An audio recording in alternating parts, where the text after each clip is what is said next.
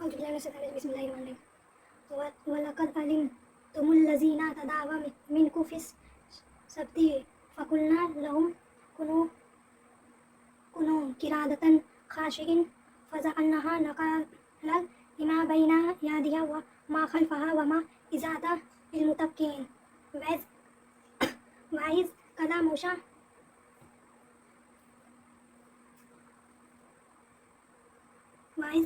لقومه إن الله يأمركم أن تذبحوا بقرة قالوا أتتخذون هزوا قال أعوذ بالله أن أكون من الجاهلين قالوا ادع لنا ربك يبين ما هي قال إنه يقول إنها بقرة لا فزيز ولا بكر ولا أوان بين ذلك فافعلوا ما تؤمرون قالوا ادع لنا ربك يبين لنا ما لونها قال إنه يقول إنها بقرة صفراء فاقع لونها تسر الناظرين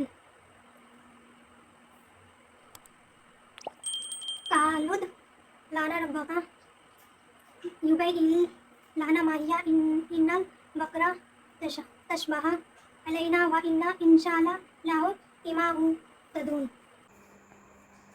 اس کا ترجمہ: اور تم اپنے لوگوں کو اچھی طرح جانتے ہو جو شنیچر سبت کے معاملے میں حد سے گزر گئے تھے، چنانچہ ہم نے ان سے کہا تھا کہ تم دھتکاری ہوئی بندر بن جاؤ۔ پھر ہم نے اس واقعہ کو اس زمانے کے اور اس کے بعد کے لوگوں کے لیے عبرت اور ڈرانے والوں کے لیے نصیحت کا سامان بنا دیا۔ اور وہ وقت یاد کرو جب موسیٰ نے اپنی قوم سے کہا تھا کہ اللہ تمہیں حکم دیتا ہے کہ تم گائے ذبح کرو۔ وہ کہنے لگے کہ کیا آپ ہمارا مذاق بناتے ہیں؟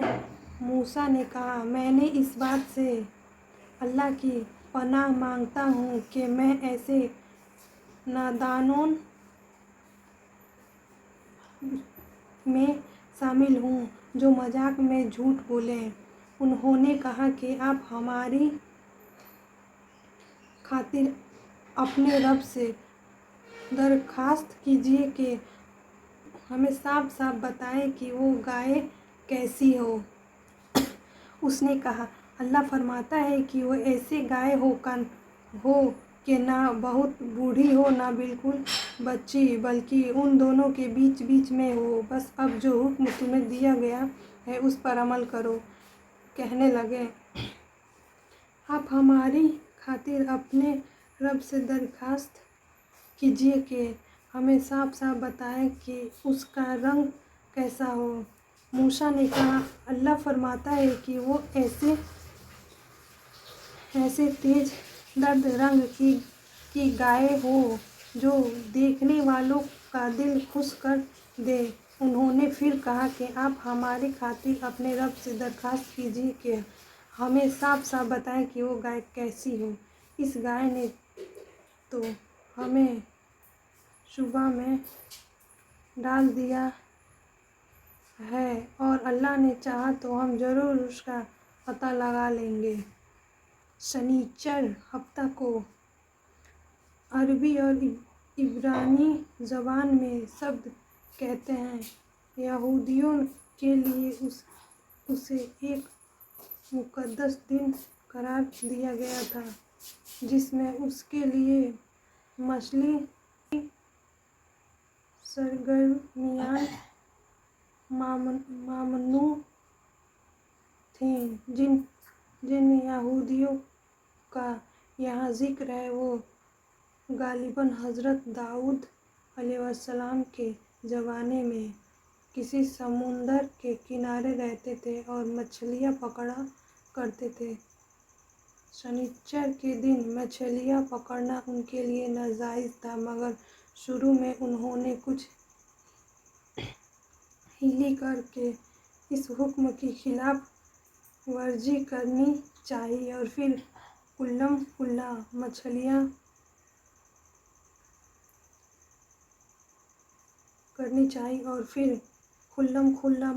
पकड़नी शुरू कर दी। कुछ नेक लोगों ने उन्हें समझाया, मगर वो बाज न आए। आखिर उन पर अजाब आया और उनकी सूरतें माश करके उन्हें बंदर बना दिया गया। इस वाक़या की तफसील सूरह आराफ में आने वाली है।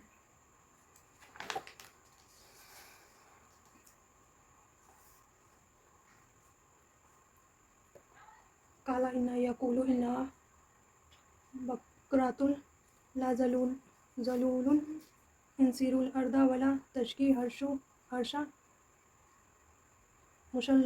मुसल्लमातुल्ला सय्यता फ़ीहा कालू आना ज़िता बिला हक़ फ़ज़ाबहुहा वमा कुदू यफ़अलून बइज़का तलून नफ़शन फ़दारअतुम फ़ीहा वल्लाहु मुख़रिजुम मा कुंतुम तक्तुमून फ़क़ुलना ज़रिबूहु बिबअदिहा कज़ालिका युहयिल्लाहु मौता व युरीकुम आयातिही लअल्लकुम ताक़िलून।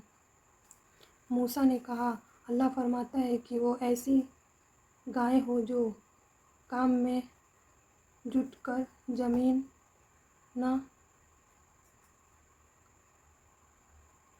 गाहती हो और न खेती को पानी देती हो, पूरी तरह सही सालिम हो, जिसमें कोई दाग ना हो। उन्होंने कहा है, हाँ, अब आप ठीक पता लेकर आए। इसके बाद उन्होंने उसे ज़ब्ह किया, जबकि लगता नहीं था कि वो कर पाएंगे। और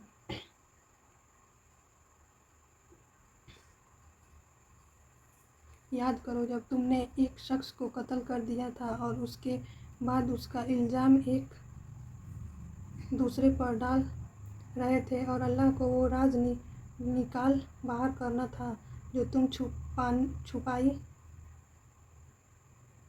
हुई थे। चुनांचे हमने कहा कि इस मक़तूल को इस गाय के एक हिस्से से मारो।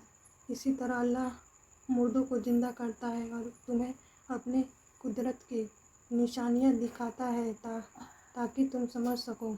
जैसे कि नीचे आयत 72 में आ रहा है, ये हुक्म एक मक़तूल का कातिल दरियाफ्त करने के लिए दिया गया था, इसलिए बनी इसराइल ने इसको मजाक समझा कि गाय ज़ब्ह करने से कातिल कैसे मालूम होगा। मतलब ये है कि शुरू में जब उन्हें गाय ज़ब्ह करने का हुक्म हुआ था तो किसी खास किस्म की गाय नहीं बताई गई थी। चुनांचे वो कोई भी गाय ज़ब्ह कर देते तो हुक्म पूरा हो जाता, लेकिन उन्होंने कहा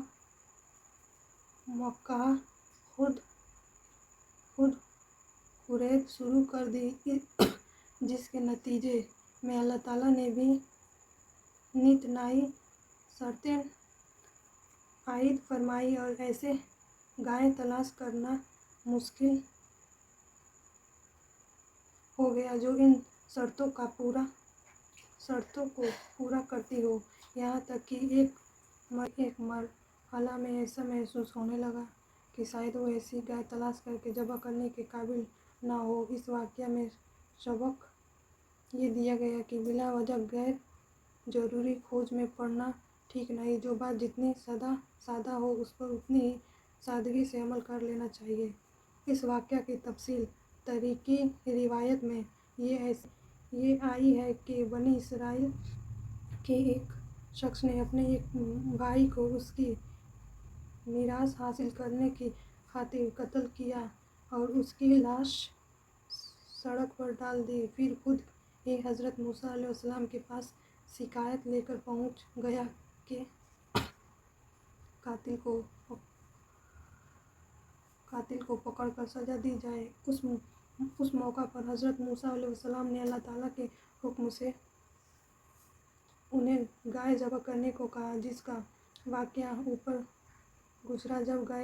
جب گائے ذبح ہو گئی تو آپ نے فرمایا کہ گائے کا کوئی عضو اٹھا کر مقتول کی لاش پر مارو تو وہ زندہ ہو کر قاتل کا نام بتا دے گا۔ چنانچہ ایسے ہی ہوا اور اس طرح قاتل کا پول کھل گیا اور وہ پکڑا گیا۔ قاتل کی دریافت کے لیے یہ طریقہ اختیار کرنے کا ایک فائدہ تو یہ ہوا کہ قاتل کو